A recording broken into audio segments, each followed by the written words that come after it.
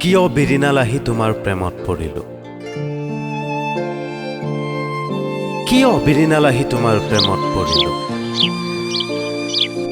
মই যে আটাইতকৈ দুখ লগা শাস্তিটো ল'বলৈ গৈ আছোঁ, যিটো হ'ব পৃথিৱীৰ আটাইতকৈ দুখ লগা শাস্তি।